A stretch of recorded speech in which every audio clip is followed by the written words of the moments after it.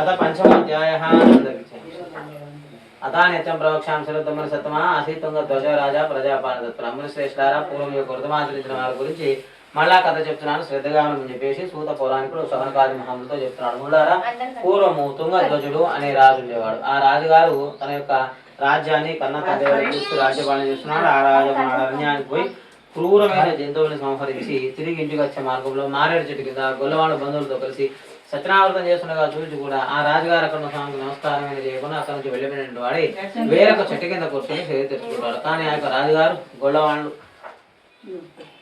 గొల్లవాళ్ళు ఇచ్చిన నిజమైన భావన చేత ఆ స్వామి ప్రసాదం తినకుండానే తన యొక్క నగరంలోకి వెళ్ళిపోతారు. అందువల్ల సత్యనారాయణ స్వామికి ఆ రాజుగారిపై ఆగ్రహం కలుగుతుంది. అందువల్ల రాజుగారి కుమారులు చనిపోతారు. క్రమంగా దరిద్రం సంభవిస్తుంది.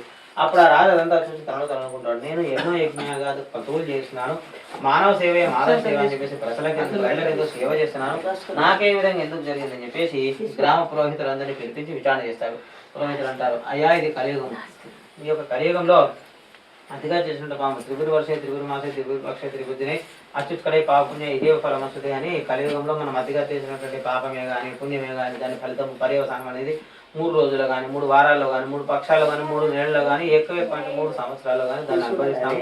మరి మీరు చేసినట్టు తప్పేమిటో ఒప్పేమిటో మాకు తెలియదు కదా, మీ దినచర్య ఏమిటో చెప్తే అందులో జరిగిన పొరపాటు గుర్తించగలుగుతామని చెప్పేసి అంటే ఆ రాజు అంటాడు, అయ్యా నేను ఒక రాజ్యానికి రాజుని, మరి అటువంటి నేను తప్పు చేస్తానా, ప్రజలకు ఏది మంచి ఏది చెడు అని చెప్పేసి ఆలోచన చేసి కానీ అమలు చేయనటువంటి నేను తప్పు చేశానంటే మీరు ఎట్లా నమ్ముతున్నారు? నేనే తప్పు చేయలేదు. నేను ఏదైనా తప్పు చేశానంటే నేను వేట నుంచి వస్తుంటే ఎవరో బాలకులు తీర్థము ప్రసాదం అని చెప్పేసి ఏదో ప్రసాదమట, శిరా ప్రసాదమట, పంచామృతాలు తీసుకొని వచ్చినారు, వాటిని వేట నుంచి వస్తున్నానని చెప్పేసి తిరస్కరించి వచ్చినాను తప్ప నేనే తప్పు చేయలేదని చెప్పేసి అంటే అప్పుడు ఆ యొక్క బ్రాహ్మణులు అంటారు, అయ్యా యొక్క కలియుగంలో సత్యనారాయణ వ్రతం అనేది ప్రత్యక్ష ఫలప్రదం అనేది అటువంటి వ్రతం జరుగుతున్నదని చెప్పేసి తెలిసిన వెంటనే వ్రతం చేసేవాడు శత్రువా మిత్రువా పిలిచినాడా పిలవలేదా అని చెప్పేసి ఆలోచన చేయకుండా ఆ స్వామి వద్దకు వెళ్ళి స్వామిని ప్రార్థించి తీర్థము ప్రసాదము విధిగా తీసుకొని రావాల్సినటువంటి మహోత్కృష్టమైనటువంటి వ్రతము, మరి అటువంటి ప్రసాదము మీ వరకు వస్తే మీరు ఆ ప్రసాదాన్ని తిరస్కరించి రావడం మీరు చేసిన అపరాధం కాదా, కాబట్టి మీరు ఆ వ్రతం జరిగిన చోటుకు వెళ్ళి స్వామిని ప్రార్థించండి, మీకు అంతా శుభం చేకూరుతుందని చెప్పగానే ఆ యొక్క రాజుగారు వెంటనే గుళ్ళవాళ్ళు ఏదైతే వ్రతం చేసినారో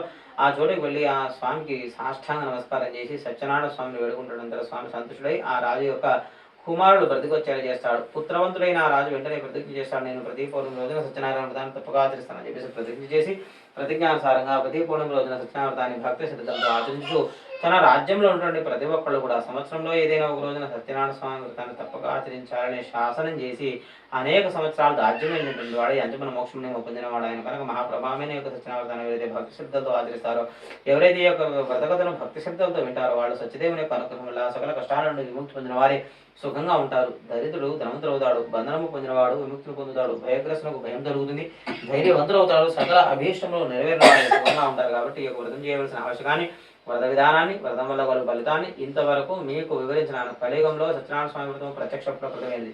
కలియుగంలో సత్యనారాయణ స్వామిని కొందరు సత్యేశ్వరుడని, కొందరు సత్యనారాయణుడని, కొందరు సత్యదేవుడని పిలుచుకుంటుంటారు. కానీ సనాతనుడైన హరి కలియుగంలో అనేక అవతారాలు రూపాలు పొందినవాడై తన యొక్క భక్తులు కాపాడుచున్నాడు, వారి వారి కోరికలేమో తీర్చుచున్నాడు. చివరకు వ్రతం చేయడం శక్తి లేకుంటే ఎవరైనా వ్రతం చేస్తుండగా చూసిన భక్తి శ్రద్ధలతో సత్యదేవుని యొక్క వ్రతకథ విన్నా కానీ సత్యదేవుని అనుగ్రహం వల్ల సకల కష్టాల నుండి విముక్తి పొందిన వారి సుఖంగా ఉంటారు. ఇది సత్యము, ముమ్మాడి సత్యము. ఇది శ్రీ స్కాందే రేవాకాండే సత్యనారాయణ వ్రతకథాయాం పంచమోధ్యాయ స్మరణ జయ జయ రామ హర బలో సత్యనారాయణ స్వామికి జయ.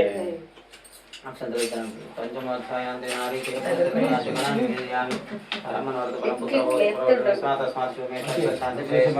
శిరా ఇస్తారాలి అక్కడ అడిగి ముందు ఇగో ఈ వేసం అట్లా అలా ఇస్తారు. ఎడుంది ఆకుంది లేదా అంటే పట్టుకరా అరిటాకు ఉన్నదా? సరే ఏది ఉంటుందా అది ఆగు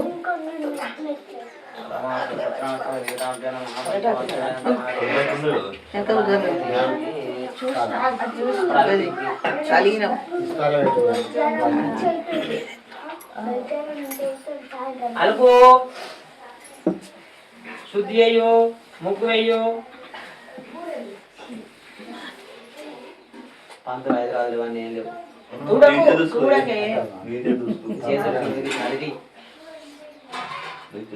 పసుపు ముగ్గి కడప మీద వేసినట్టుగా ఉల్టా చెప్తున్నావు చేతి ఉల్టా చెప్తున్నావు చేతి అన్న ఇట్లా అట్లా వేయాలి. కుంకుమ మధ్యలో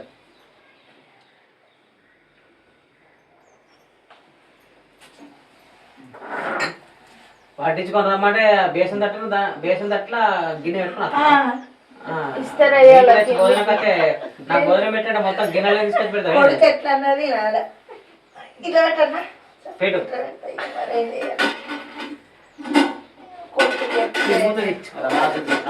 దాంట్లో నమః కాలి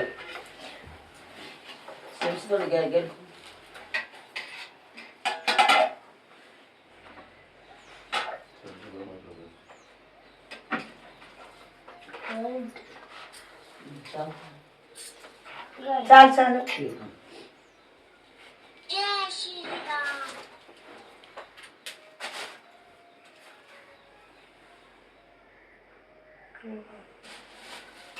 అయ్యో అది పట్టు కదా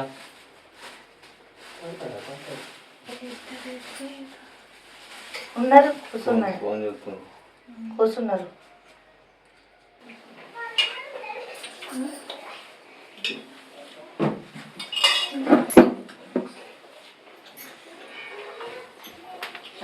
సాయంత్రం తీసుకొని వచ్చినావా ఎన్ని గంటలకు వచ్చినావు 11:30 అమ్మున్నారు అప్పుడు రెండు చేతులు పెట్టండి తినండి దా అది ఉన్నదా ఉన్నది ఏమంటారు సార్ తిను తినలేవు అది పట్టుకున్నట్లేదు సత్యనారాయణ పూజకు ఇక్కడనే కూర్చుండే తినాలి ప్రసాదం దేవునికి సాక్ష్యం కావాలి చెల్లిని వీళ్ళు ఏమా బెజ్జంకోలు రారా